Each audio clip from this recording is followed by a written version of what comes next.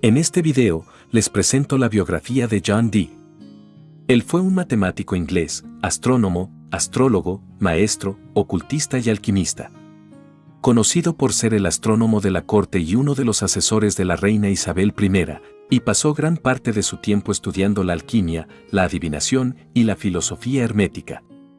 Como anticuario, John Dee tenía una de las bibliotecas más grandes de Inglaterra en ese momento. Y como asesor político, abogó por la fundación de las colonias inglesas en el Nuevo Mundo, para formar lo que conocemos hoy como el Imperio Británico, un término cuyo uso se atribuye a John. Pero, ¿quién era John Dee?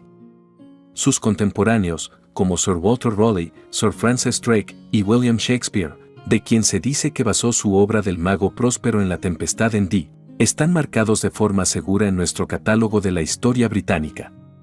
Pero el Dr. Dee, astrólogo y confidente de la reina Isabel I, no tiene tal reconocimiento.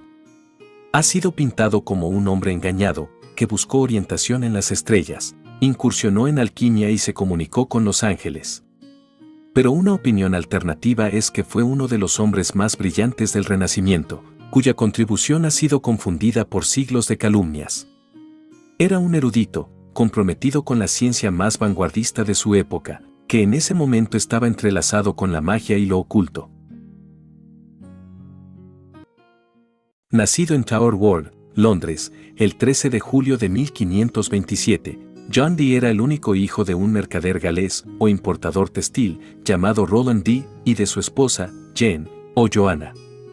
Roland, a veces deletreado como Rowland, era un sastre y un costurero en la corte del rey Enrique VIII. Hizo ropa para los miembros de la familia real, y luego recibió la responsabilidad de seleccionar y comprar telas para ese rey y su hogar. Al construir su pedigrí años después, John afirmó que su padre, Roland, era un descendiente del rey galés Rodri Mar, llamado también Rodri el Grande, y quien era un gobernante de Gwynedd del siglo IX. La familia de John había llegado a Londres con la coronación de Enrique Tudor como Enrique VII.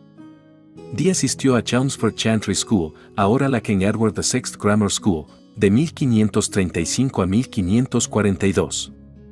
Entró en St. John's College, Cambridge, en noviembre de 1542, a los 15 años, graduándose en 1545 o principios de 1546. Sus habilidades fueron reconocidas y él se convirtió en un becario original de Trinity College, Cambridge, cuando este último colegio se fundó por Enrique VIII en 1546. En Trinity, los efectos escénicos que John produjo para una producción de La Paz de Aristófanes, le valió la reputación duradera como mago. A finales de la década de 1540 y principios de la década de 1550, John viajó a Europa, estudiando en Lovaina y Bruselas, y dando conferencias en París sobre el matemático y geómetra griego, Euclides. Estudió con Gemma Frisius y se hizo amigo de los cartógrafos Gerardo Mercator y Abraham Ortelius. John también se reunió, trabajó y aprendió de otros matemáticos continentales, como Federico Commandino, en Italia. Regresó a Inglaterra con una importante colección de instrumentos matemáticos y astronómicos. En 1552, conoció a Girolamo Cardano en Londres, con quien investigó una supuesta máquina de movimiento perpetuo, y una gema que se supone que tenía propiedades mágicas.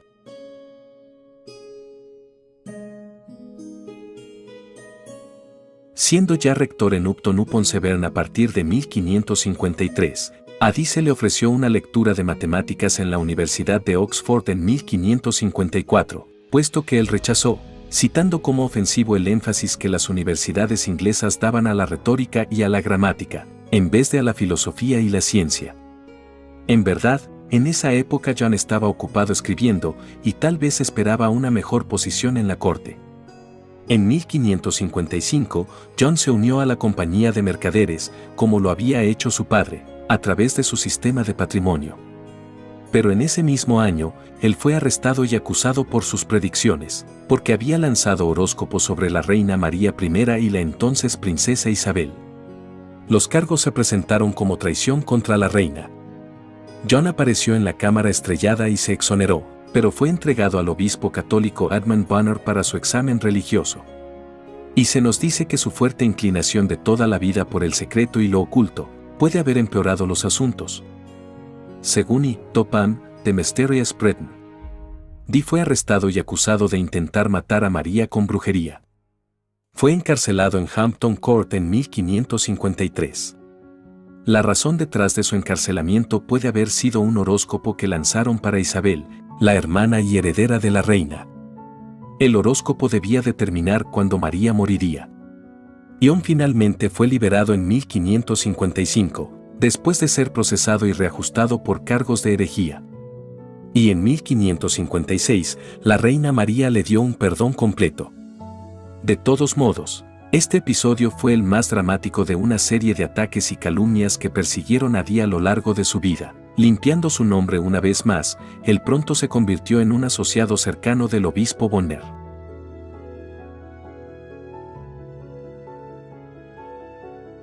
En 1556, Dee presentó a María un plan visionario para preservar libros, manuscritos y registros antiguos y fundar una biblioteca nacional, pero dicho plan no fue tomado en cuenta. En cambio, John amplió su biblioteca personal en Morlake, adquiriendo libros y manuscritos en Inglaterra y en el continente. La biblioteca de Dee, un centro de aprendizaje fuera de las universidades, se convirtió en la más grande de Inglaterra y atrajo a muchos académicos.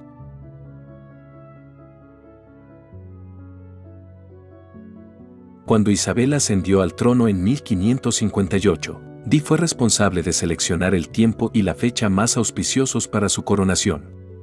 Se estableció la fecha del domingo, 15 de enero de 1559.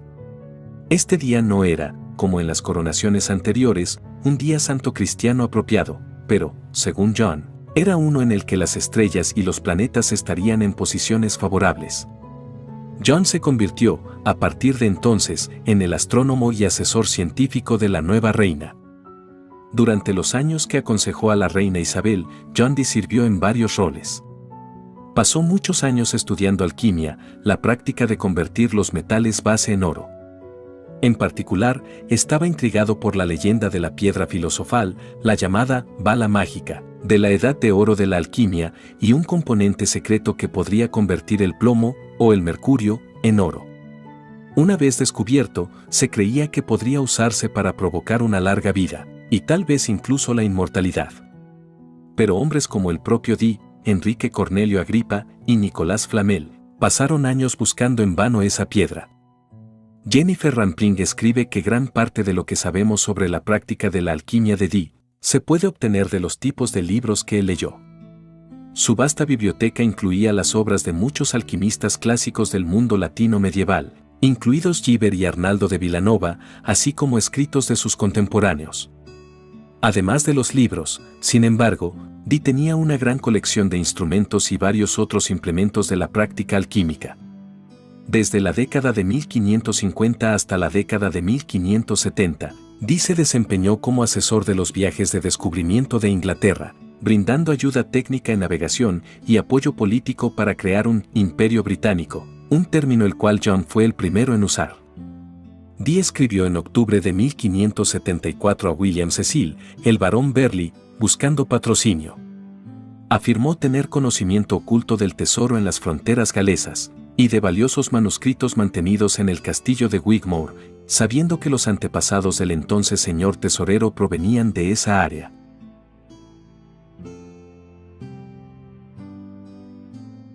En 1564, Dee escribió la obra hermética, Monas Hieroglífica, una exhaustiva interpretación cabalística de un glifo de su propio diseño, destinado a expresar la unidad mística de toda creación. Después de haberlo dedicado a Maximiliano II, emperador del Sacro Imperio Romano Germánico, en un esfuerzo por obtener patrocinio, Dee intentó presentárselo en el momento de su ascensión al trono de Hungría. El trabajo fue estimado por muchos de los contemporáneos de Dee, pero no se puede interpretar hoy en ausencia de la tradición oral secreta de esa época. Su Prefacio Matemático, de 1570, la traducción al inglés de los elementos de Euclides, argumentó la importancia de las matemáticas como una influencia en las otras artes y ciencias. Destinado a una audiencia fuera de las universidades, este demostró ser el trabajo más influyente y frecuentemente reimpreso de Dee. Aunque es conocido por su trabajo con alquimia y astrología, Fue la habilidad de Dee como cartógrafo y geógrafo lo que realmente lo ayudó a brillar en la corte isabelina. Sus escritos y diarios florecieron durante uno de los mejores periodos de expansión imperial británica, y múltiples exploradores, incluidos Sir Francis Drake y Sir Walter Raleigh, utilizaron sus mapas e instrucciones en su búsqueda para descubrir nuevas rutas comerciales. En 1577, Dee publicó General and Rare Memorials Pertaining to the Perfect Art of Navigation, una obra que establece su visión de un imperio marítimo y afirma afirmaciones territoriales inglesas sobre el Nuevo Mundo. Dee también conocía a Humphrey Gilbert y estaba cerca de Sir Philip Sidney y de su círculo. A principios de la década de 1580, Dee estaba descontento con su progreso en el aprendizaje de los secretos de la naturaleza y su disminución de la influencia y el reconocimiento en los círculos de la corte. El fracaso de sus ideas sobre una revisión de calendario propuesta, el establecimiento colonial, y los resultados ambivalentes para los viajes de exploración en América del Norte, casi habían puesto fin a sus esperanzas de patrocinio político.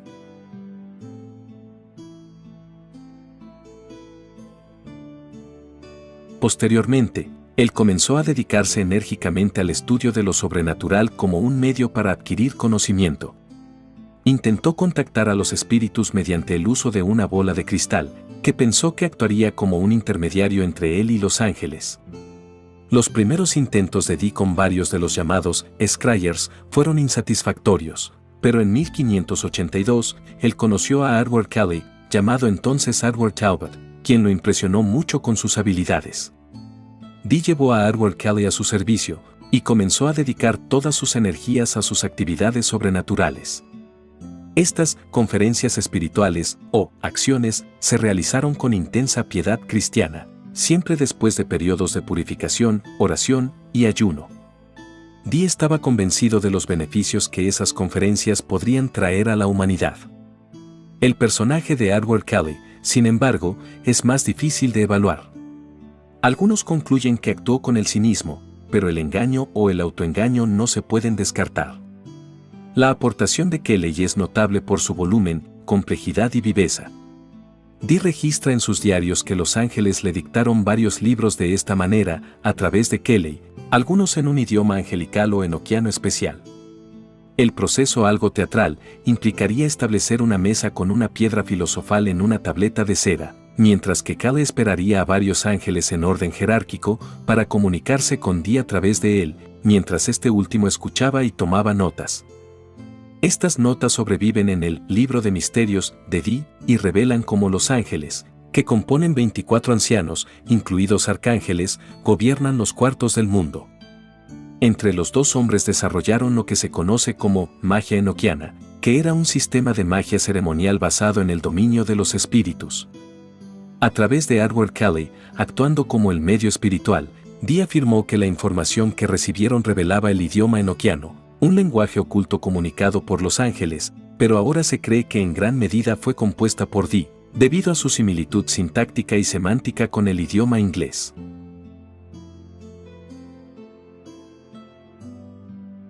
En 1583, Dee se encontró con el empobrecido pero popular noble polaco Albert Laski, quien, después de pasar por su bienvenida en la corte, invitó a Dee a acompañarlo de regreso a Polonia. Con algunas indicaciones por parte de los ángeles, nuevamente a través de Edward Kelly, y por fuerza de su estatus de empeoramiento en la corte inglesa, Dee decidió hacerlo. Él, Kelly y sus familias se fueron en septiembre de 1583, pero Laski demostró estar en bancarrota y fuera de favor en su propio país. Dee y Kelly comenzaron entonces una vida nómada en Europa Central, mientras que continuaban sus conferencias espirituales que Dee detallaba en sus diarios y almanaques. Tuvieron audiencias con el emperador Rodolfo II en el castillo de Praga, y con el rey Stephen Bathory de Polonia, a quienes intentaron convencer sobre la importancia de la comunicación angelical. La reunión con el rey polaco tuvo lugar en el castillo de Niepolomice, cerca de Cracovia, entonces capital de Polonia, y luego fue analizada por varios historiadores polacos. Mientras Dee fue visto como un hombre de profundo conocimiento, fue desconfiado por su conexión con la reina inglesa y algunos pensaban que Dee era un espía suyo. El rey polaco, un devoto católico y cauteloso de los mediadores sobrenaturales, comenzó su reunión al afirmar que las revelaciones proféticas debían coincidir con las enseñanzas de Cristo, la misión de la Iglesia Católica y la aprobación del Papa.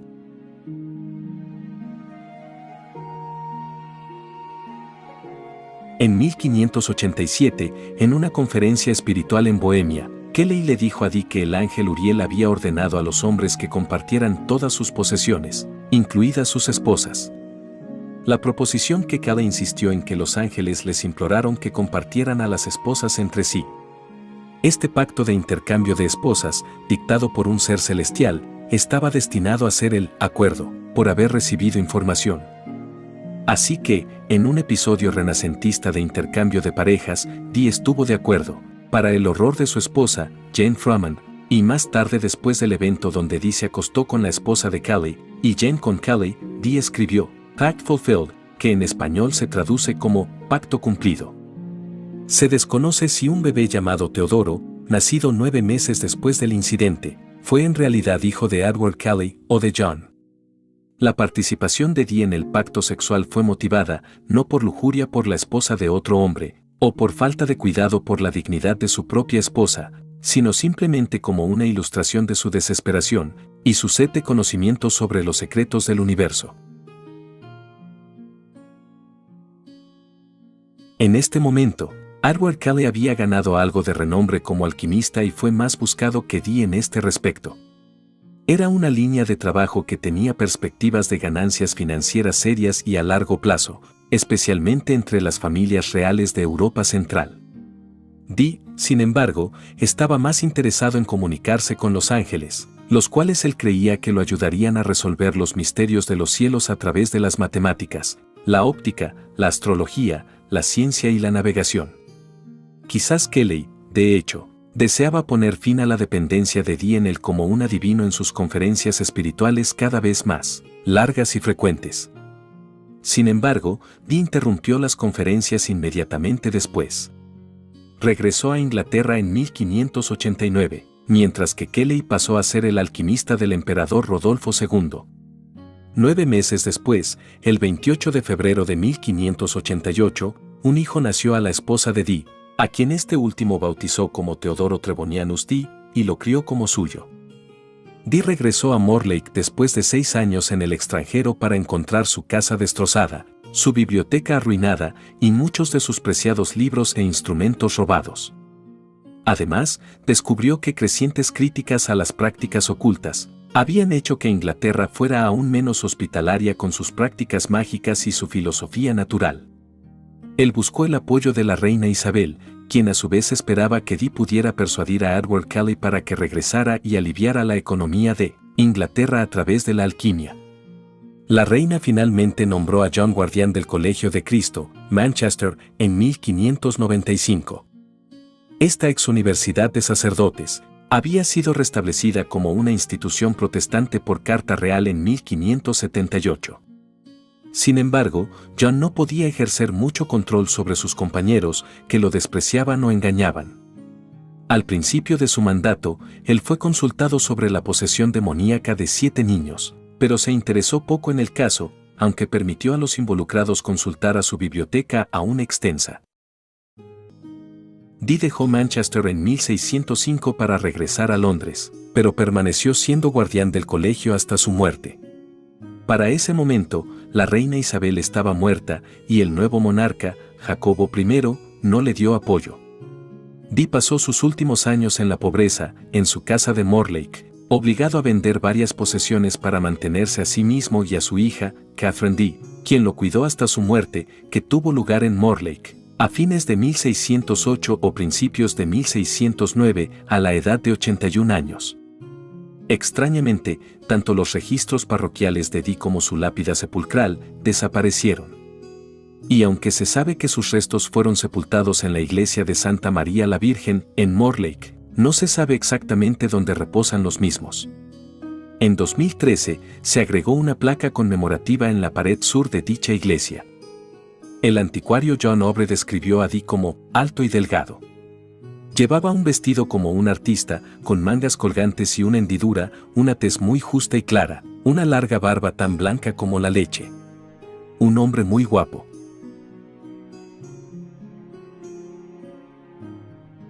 Dee se casó 3 veces y tuvo 8 hijos. Se casó con su primera esposa, Catherine Constable, en 1565. No tuvieron hijos y ella murió en 1574. Se casó con su segunda esposa, cuyo nombre es desconocido, en 1575. Y esta última murió en 1576, nuevamente sin hijos. En 1578, cuando tenía 51 años, Dee se casó con Jane Frohman, de 23 años, que tenía su propia conexión con la corte isabelina ya que era una dama de compañía de Elizabeth Fitzgerald, condesa de Lincoln, puesto que ocupó hasta que se casó con Dee.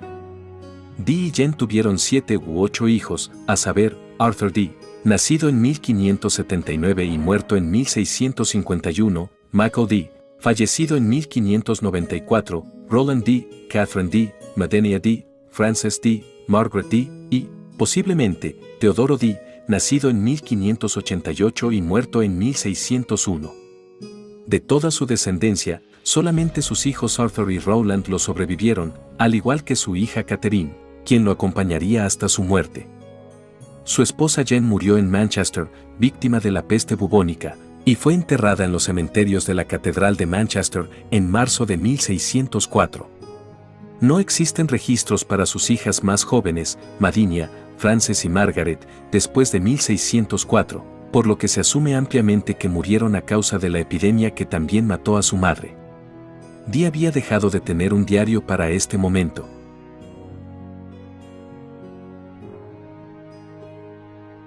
Dee se refirió a Thomas Jones, quien es la probable inspiración para un forajido folclórico galés, como su primo, y ambos mantuvieron correspondencia, y Jones visitó a Dee varias veces. De 1577 a 1601, Dee mantuvo un diario esporádico, también conocido como su almanaque, del cual se ha obtenido la mayor parte de lo que sabemos de su vida en ese tiempo. Dee era un cristiano intenso, pero su religiosidad fue influenciada por las doctrinas herméticas y platónicas pitagóricas, que eran generalizadas en el Renacimiento.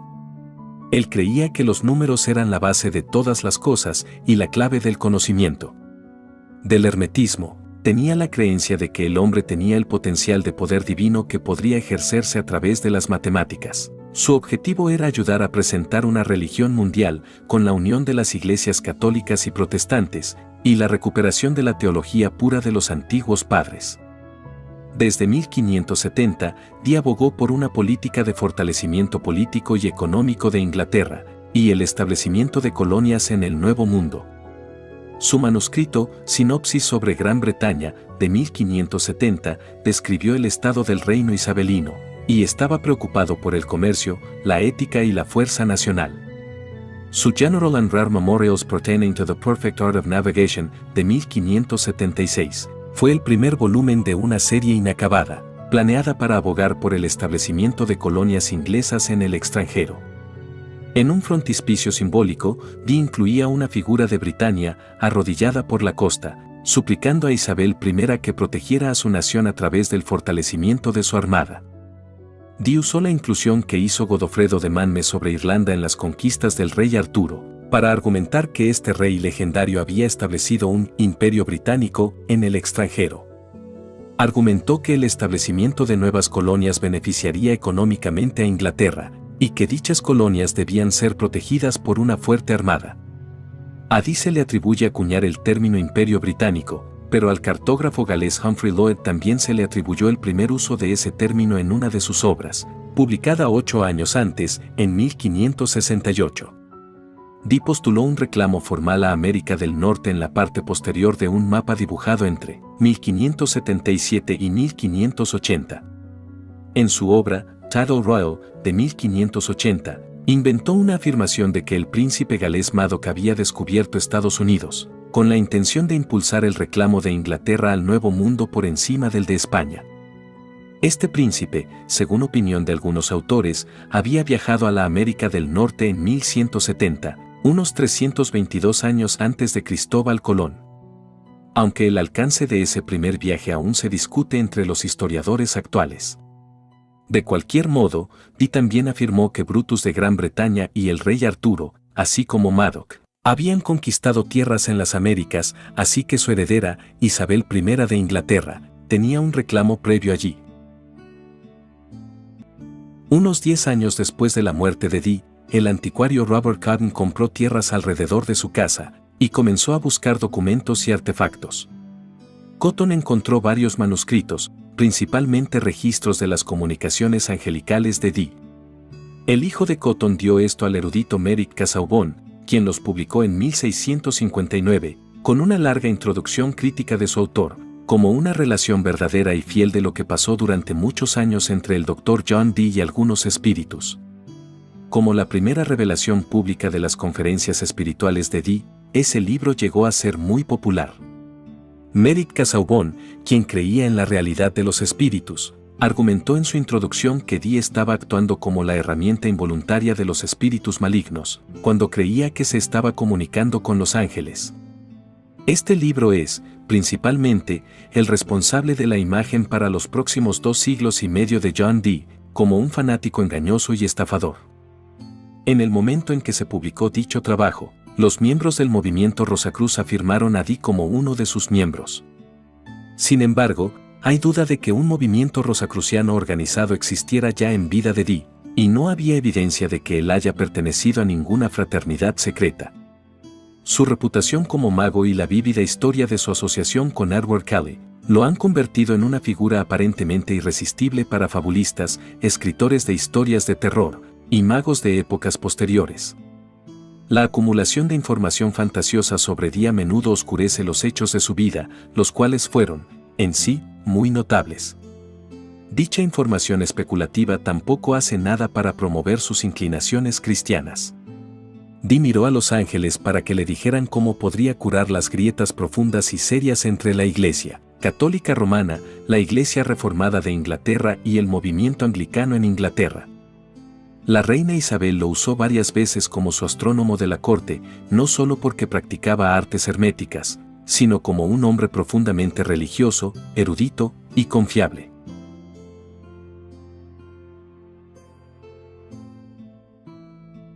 Una revaluación del carácter y la importancia de Dee se produjo en el siglo XX, en gran parte a través del trabajo de los historiadores Charlotte Faull Smith y Dame Frances Yates.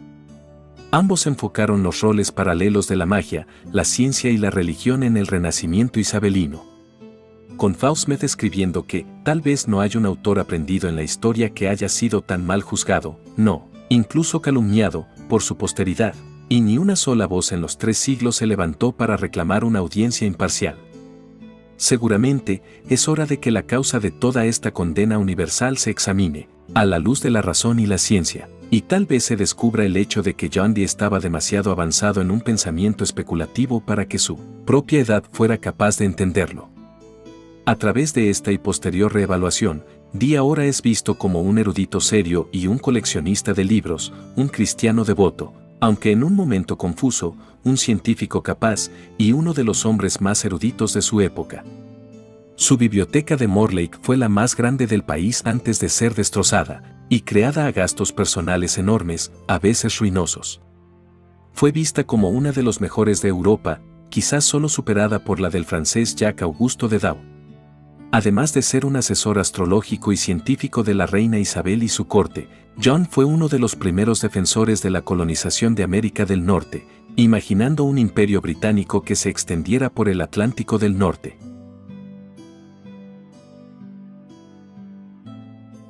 Dee promovió las ciencias de la navegación y la cartografía. Estudió estrechamente con Gerardo Mercator y poseía una importante colección de mapas, globos e instrumentos astronómicos. Desarrolló nuevos instrumentos y técnicas de navegación especiales para su uso en regiones polares. Dee sirvió como asesor de los viajes de descubrimiento ingleses, seleccionó marineros personalmente y los entrenó en la navegación. Él creía que la matemática, la cual entendía místicamente, era fundamental para el aprendizaje humano. La centralidad de las matemáticas a la visión de Dee lo hace en esa medida más moderno que Francis Bacon, aunque algunos académicos creen que este último minimizó deliberadamente las matemáticas, en la atmósfera antiocultista del reinado de Jacobo I. Aunque la comprensión de Dee del papel de las matemáticas difiere mucho de la visión actual, su promoción fuera de las universidades fue un logro duradero. Para la mayoría de sus escritos, Dee eligió el idioma inglés, en lugar de latín, para que fueran más accesibles al público. Su prefacio matemático a Euclides estaba destinado a promover el estudio y la aplicación de las matemáticas por aquellos sin educación universitaria, y fue popular e influyente entre los llamados mecánicos, que era una creciente clase de artesanos y artesanos técnicos. El prefacio de Dee incluye demostraciones de principios matemáticos que los lectores podrían realizar, sin educación o capacitación especial.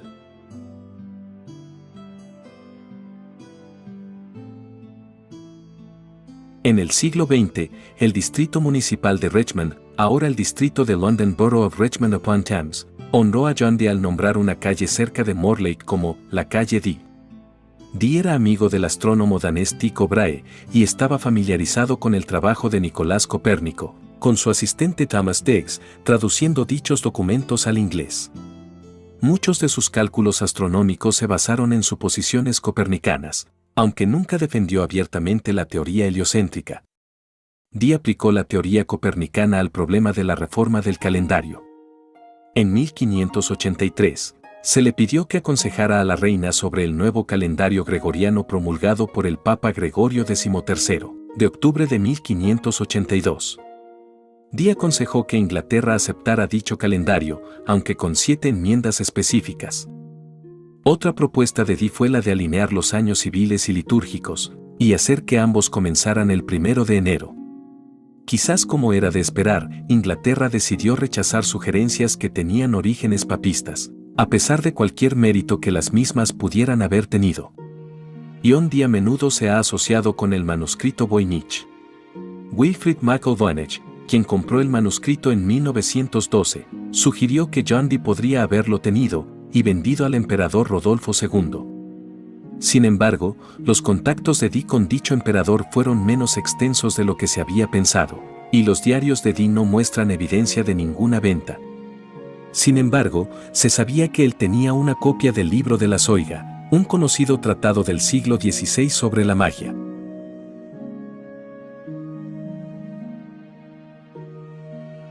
El Museo Británico posee varios artículos que supuestamente son propiedad de Dee, y están asociados también con las conferencias espirituales.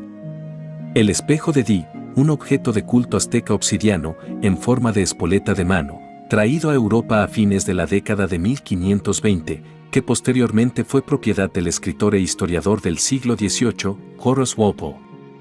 Este objeto fue atribuido por primera vez a Dee por el mismo Walpole.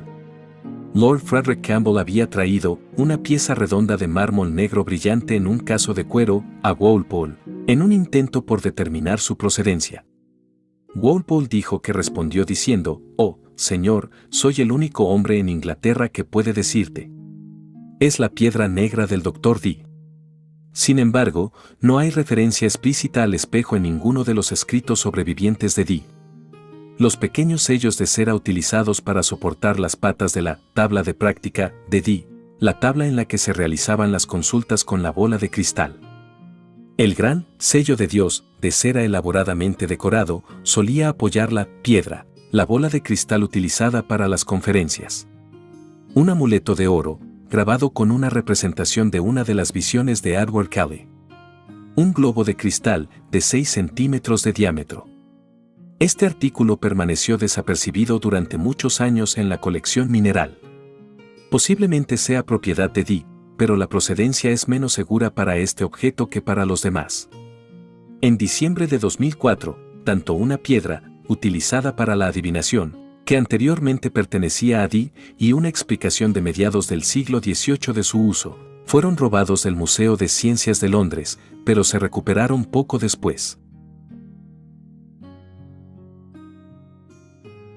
Para los ojos del siglo XXI, las actividades de John Dee se extienden a la luz de la magia y la ciencia moderna, pero aplicar una distinción dura y rápida entre estos dos puntos de vista del mundo epistemológico es anacrónico. Dee fue invitado a dar una conferencia sobre geometría euclidiana en la Universidad de París, mientras que todavía tenía poco más de 20 años. Fue un ardiente promotor de matemáticas, un respetado astrónomo y un experto líder en navegación, que entrenó a muchos que realizarían los viajes de descubrimiento de Inglaterra. Mientras tanto, él también se sumergió en brujería, astrología y filosofía hermética. Hizo mucho esfuerzo en sus últimos 30 años para tratar de comunicarse con los ángeles, para aprender el lenguaje universal de la creación y lograr una unidad preapocalíptica de la humanidad. Un estudiante del neoplatonismo renacentista del italiano Marsilio Ufficino, Dino hizo distinciones entre su investigación matemática y sus investigaciones de magia hermética, invocación de ángeles y adivinación. Todas sus actividades fueron parte de su búsqueda de una comprensión trascendente de formas divinas, subyacentes al mundo visible. Ya se ha dicho en este video que Dee acumuló una de las bibliotecas más grandes de Inglaterra.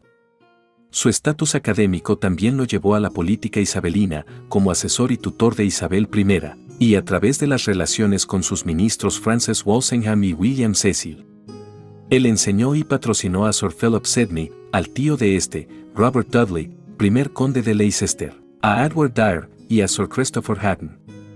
John Dee fue una figura popular en obras literarias de sus contemporáneos, y ha seguido apareciendo en la cultura popular, particularmente en ficción o fantasía, ambientada durante su vida o lidiando con la magia o lo oculto. La magia y la metafísica se vincularon perfectamente con la ciencia durante la era isabelina, a pesar del sentimiento antiocultista de la época. Como resultado, el trabajo de Dee en su conjunto puede verse como una crónica no solo de su vida y estudio, sino también de la propia Inglaterra de los Tudor. Aunque puede que Dee mismo no haya sido tomado en serio como un erudito durante su vida, su colección masiva de libros indica que fue un hombre dedicado al aprendizaje y al conocimiento. Muchos de los escritos de John Dee están disponibles en un formato digital, y los lectores modernos pueden verlos en Internet.